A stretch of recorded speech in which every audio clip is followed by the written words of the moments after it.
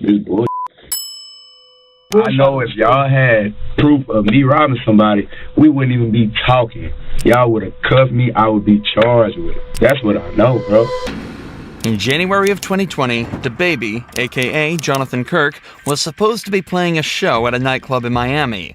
But when the owner paid him only $20 out of the $30,000 he owed him, things got out of hand fast. The victim alleged that Kirk punched him in the face multiple times before he was attacked by more of Kirk's crew. He was beaten up and knocked to the ground before being robbed for his phone, his credit card, and $80 cash. The only footage of the event was this piece of obscured CCTV footage. Kirk fled the scene in a black SUV before returning to the hotel a few hours later, only to be met by both of the victims and a team of police waiting to arrest him. He was escorted to the police station and told he was only there as part of an investigation. We just gotta do our investigation and that's it. But as it would turn out, the investigation wouldn't be that simple. And unfortunately for the cops, Kirk spent his hour in the interrogation room displaying exactly what to do in this situation and making the cops' lives as difficult as he possibly could. What's your full name? Come on. We just want to get it from you. This is just a formality. Just tell name, date of birth, and all that stuff. Immediately, it's obvious that this isn't going to be an easy one for the detectives. Kirk starts off by refusing to answer any of the officers' questions, even just regarding his own name. He's already been read his Miranda rights, informing him that he has the right to remain silent, so it seems as though he's choosing to do just that. Interestingly, however, he is choosing to waive his right to a lawyer, and let's be honest here, it's not because he can't afford it. The best course of action if you're ever put in this scenario is to stay silent and ask for a lawyer.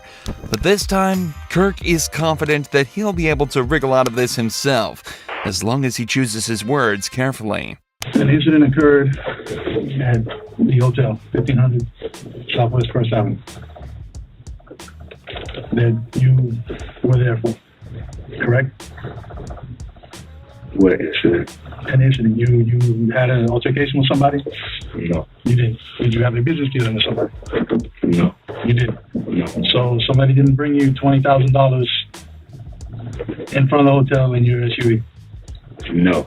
Somebody bring $20,000 that wasn't theirs and lied to them and told them that it was for an event of theirs on the 31st. And lied to them. That person, once he realized they were doing bad business, said nah and left for his $20,000. Okay, so you didn't count? And got my contact information to do business the right way. That's what happened. Around what time was this, sir? I don't know. Whatever time they told us. Whatever time the camera showed me not robbing no damn body that time. Kirk is claiming that he had nothing to do with anything that happened outside. His story is somewhat unclear, but he's essentially saying that his manager was talking with an event promoter about playing at a nightclub called Cafe Iguana Pines. But it turns out the money that they were offering was stolen, and the promoter was acting strange during the deal. So instead of taking it and going through with it anyway, he told them to get their act together and left without an argument. This, of course, does not explain the altercation outside that was clearly caught on camera, but with the footage unclear and no witnesses nearby to identify the assailants, as long as Kirk sticks to his story, theoretically, things should be perfectly fine. Common sense. You know what I made to even be down here? A promoter booked me at that hotel. I didn't pay to be at the hotel. That was paid for. You'd have let me in my room, you would have saw close to $250,000 cash, legally, hard-earned money. I don't got to take nothing from nobody, bro. Well, let me ask you this. I will go outside here right now and throw $10,000 in the air. Like, I do not care about no money. I don't, bro. Was there an argument? No, it was an argument. I didn't argue with a soul. My voice was never raised. It was never aggressive language for me. None of that. Was there a fight? None of that. No, I ain't seen no fight. And nothing was taken. We shouldn't be in no robbery here, bro. So when y'all get done doing what y'all doing, y'all need to do y'all job. Y'all need to follow y'all process. And y'all need to arrest whoever gave y'all these false allegations, bro. This is bullshit. While it may just look like Kirk is flexing his rapper money here, this is actually a very good point for him to bring up in this situation. If he's doing random $30,000 deals on a weekday and paying for hundreds of thousands of people per month, what does he need $80 and an iPhone for? The further he can place himself from this event, both literally and figuratively, the better. From Kirk's point of view, he was nowhere near that crime. He had no reason to commit that crime, and he has sound and reasonable explanation for his whereabouts at the time. However, from the detective's side, a crime was committed, and Kirk's vehicle was right there as it happened. So they need to try and extract the information needed to piece his day together to come up with a story that Kirk cannot argue with. That forces him into a confession.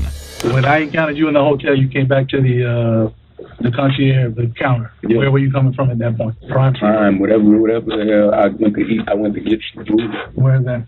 I don't remember. You don't know? No. How'd you get there?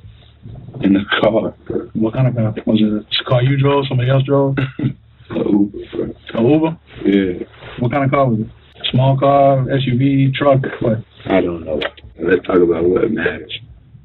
That's why we're here. Let's talk about what y'all need to get me about this stuff. When I'm driving in the car, when I went to go eat, what time I went, that don't have nothing to do with the fact I ain't robbed a damn soul.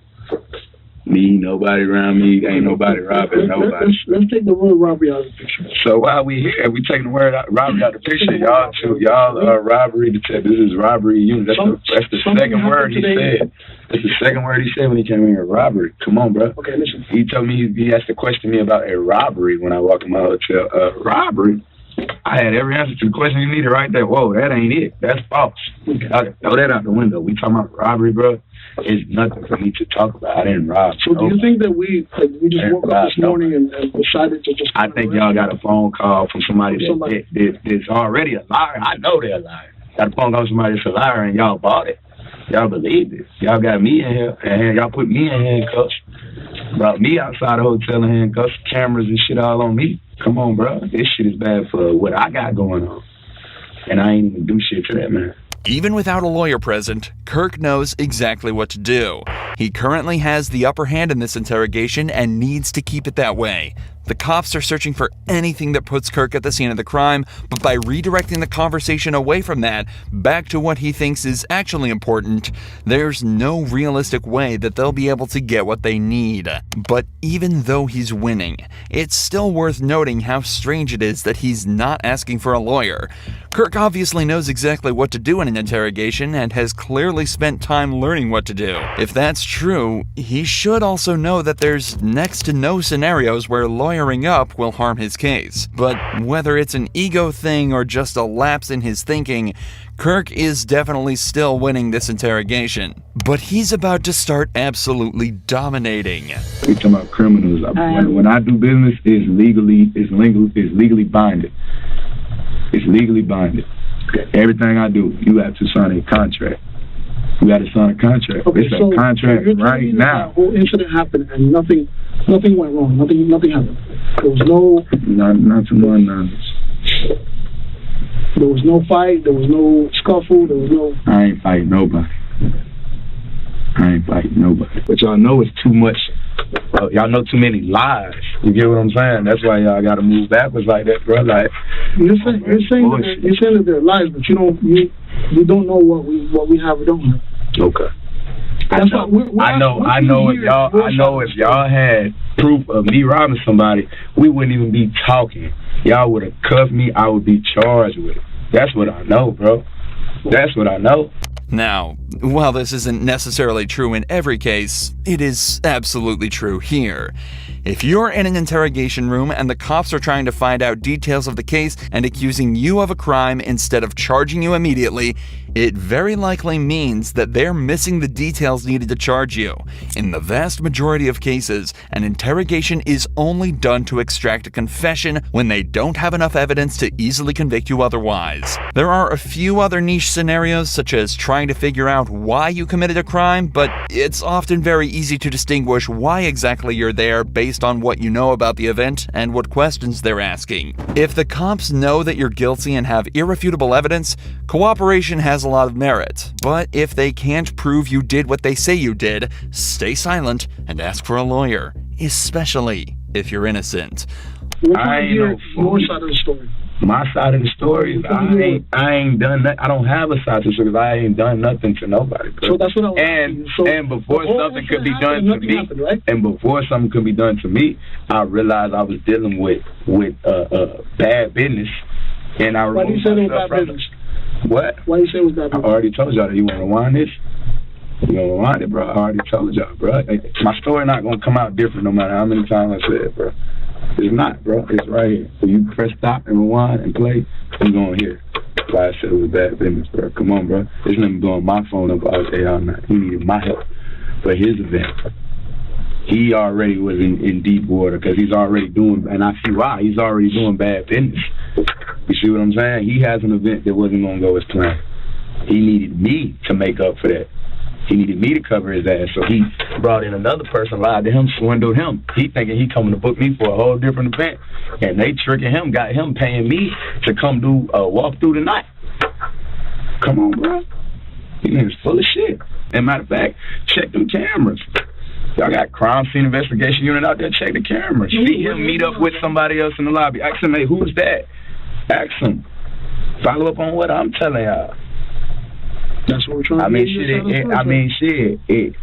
the end of the day, I would expect people to act on common sense anyway. The cops have realized that they're definitely not getting anything out of him for now. He's told his side of the story and made it clear that it won't be changing, no matter what they say.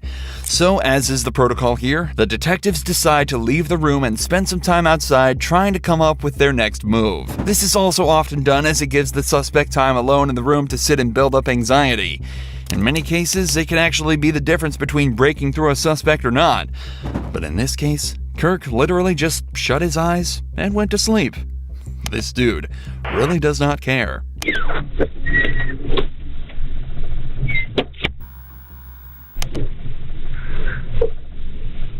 However, it seems as though the detectives couldn't come up with their next step and decided that nothing was going to make this guy budge.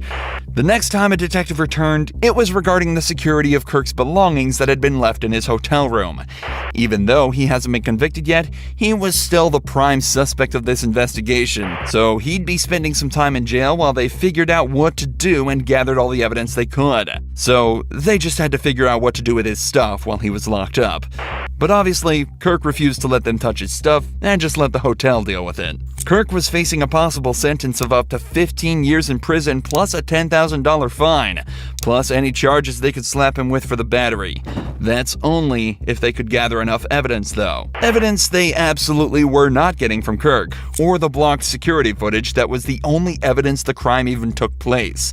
So just after 48 hours in jail, Dababy was released and sent on his way. Just 2 months later, all charges were dropped, and he remained a free man.